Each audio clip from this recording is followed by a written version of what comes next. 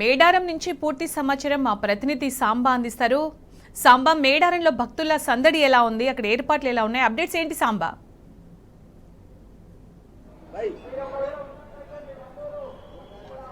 సునీత, మేడారం సమ్మక్క సారలమ్మ జాతర చివరి అంకానికి చేరుకుంది. ఈరోజు వనదేవతలు, నిన్నటి వరకు జనదేవతలుగా ఉన్నటువంటి సమ్మక్క సారలమ్మలు మళ్ళీ వాళ్ళ తిరిగి వనప్రవేశం చేసేటువంటి సందర్భం మరికొద్ది గంటల్లో ఆవిష్కృతం కాబోతుంది. ఇప్పటి వరకు ఈ జనారణ్యం మొత్తం కూడా కిక్కిరిసిపోయినటువంటి పరిస్థితి ఉండేది. దాదాపు 1 కోటి మందికి పైగా భక్తులందరూ కూడా అమ్మవారిని దర్శించుకున్నారు. గడిచిన 4-5 జాతరలు చూస్తే ఈ జాతరకు విపరీతంగా జనం వచ్చినట్టు అర్థమవుతోంది. ఎందుకంటే 2022 సందర్భంలో కొంత కోవిడ్ భయంతో రాకపోయినటువంటి పరిస్థితులు ఉండేవి.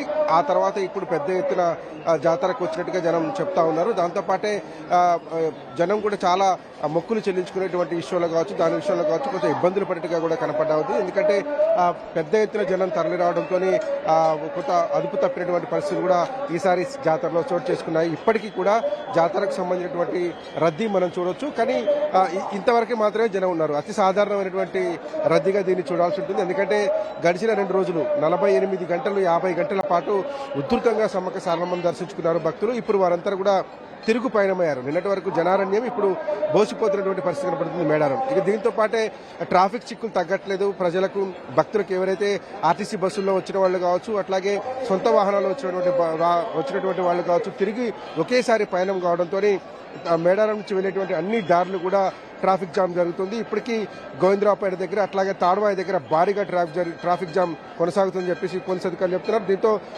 చివరి నిమిషంలో అమ్మవారిని దర్శించుకునేందుకు బయలుదేరి వస్తున్నటువంటి భక్తులకు తీవ్ర ఆటంకం కలుగుతుంది. ఎందుకంటే సాయంత్రం 4 గంటల వరకు దర్శనాలకు అనుమతి ఉంటుంది కాబట్టి ఎక్కువ ఇక్కడ వేచి చూడలేని భక్తులు, రద్దీని తట్టుకోలేని భక్తులు ఈ రోజు ఉదయాన్నే బయలుదేరి సుదూర ప్రాంతాల నుంచి కూడా ఇక్కడికి చేరుకొని అమ్మవారిని దర్శించుకుని బయలుదేరి వెళ్తారు. కాబట్టి ఈజీగానే ఉంటుంది అనుకుని వచ్చినటువంటి భక్తులందరూ కూడా ట్రాఫిక్ లో ఇరుక్కున్నటువంటి పరిస్థితులు కనపడుతున్నాయి.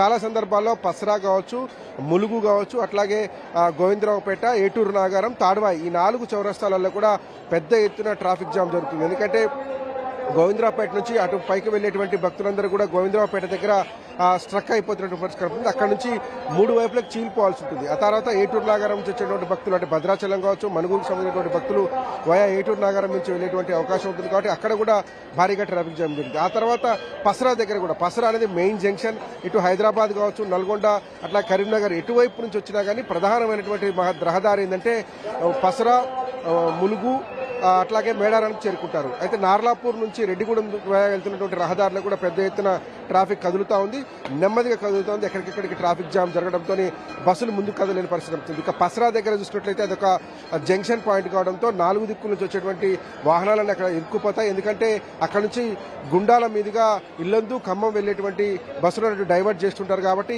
అక్కడ పెద్ద ట్రాఫిక్ జామ్ జరిగింది. అట్లాగే ములుగు దగ్గర నుంచి ఇటు మహబాద్ కావచ్చు, నర్సంపేటకు సంబంధించినటువంటి భక్తులు, అట్లాగే సూర్యాపేట, నల్గొండకు సంబంధించినటువంటి భక్తులు, ఖమ్మం జిల్లాలో కూడా ఒక పార్ట్ తిరుమలాయపాలెం, కూసుమంచి, పాలేరు నియోజకవర్గాలకు సంబంధించినటువంటి భక్తులు కూడా ఈ మార్గంలో ప్రయాణం చేస్తుంటారు. కాబట్టి అక్కడ కూడా పెద్ద ఎత్తున ట్రాఫిక్ జామ్ జరిగింది. డైవర్షన్స్ ఎక్కడైతే ఉన్నాయో, జంక్షన్ పాయింట్స్ ఎక్కడైతే ఉన్నాయో అక్కడ అన్ని చోట్ల కూడా ట్రాఫిక్ జామ్ జరిగింది. ఇప్పుడు ప్రధానంగా ఈ ట్రాఫిక్ ని క్లియర్ చేయడం ఎట్లనేదే ఇప్పుడు పోలీసుల ముందున్నటువంటి సమస్య. చాలా చోట్ల కూడా పోలీసు యంత్రాంగం ఇప్పటికే ట్రాఫిక్ క్లియర్ చేసేటువంటి ప్రయత్నం చేస్తున్నారు.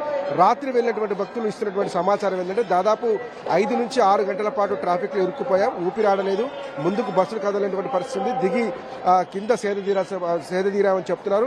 ఎప్పుడో 1 గంటకు బయలుదేరేటువంటి భక్తులు ఇల్లందు, కొత్తగూడెం, భద్రాచలం సంబంధించినటువంటి భక్తులు ఇప్పుడు ఉదయం 7 గంటలకు, 7:30కు, 8 గంటలకు గమ్యస్థానాలకు చేరుకున్నట్టుగా చెప్తున్నారు. అంటే దాదాపు 8 గంటలు, కేవలం 2-2.5 గంటల సమయం పట్టేటువంటి ప్రాంతాలకు కూడా 8 గంటల పైన జర్నీ చేయాల్సిన పరిస్థితులు ఉత్పన్నమవుతున్నాయి. ఇక మేడారంలో మొత్తంగా చూస్తే గడిచిన 2 రోజులుగా, ఎందుకంటే 50 గంటలుగా కొనసాగుతున్నటువంటి రద్దీ ప్రస్తుతానికి కొద్దిగా శాంతించింది. ఇప్పుడున్నటువంటి భక్తులు చాలా కొద్ది మొత్తంలో ఉన్నటువంటి భక్తులు లక్షల సంఖ్యలకు పడిపోయింది. 5-6 లక్షల మంది ఉంటారు. అంటే 80 నుంచి 90% భక్తులు ఇప్పటికే తిరుగుముఖం పట్టారు.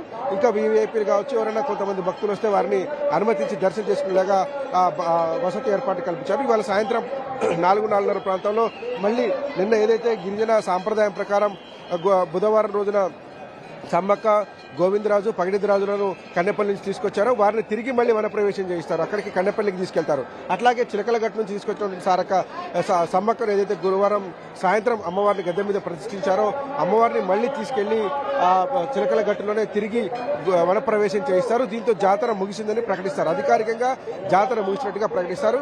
ఈ ఏడాది కనీవిని రీతిలో భక్తులు అమ్మవారిని దర్శనం చేసుకున్నారు. పెద్ద ఎత్తున మొక్కులు చెల్లించుకున్నటువంటి పరిస్థితి కనబడుతుంది. పరిస్థితి చూస్తుంటే కనుక దేవాదాయ ధర్మాదాయ శాఖ కూడా దండిగా విరాళాలు సమకూరేటువంటి పరిస్థితులు కనిపిస్తున్నాయి. మొత్తంగా మేడారం జాతర చిన్న చిన్న అవాంఛనీయ సంఘటనలు మినహాయిస్తే దాదాపుగా పూర్తి కావచ్చని చెప్పుకోవచ్చు. చివరి అంకానికి సమ్మక్క సారలమ్మ జాతర చేరుకుంది. మరికొద్ది గంటలే మిగిలి ఉన్నాయి అమ్మవార్లను వనప్రవేశం చేయించేందుకు.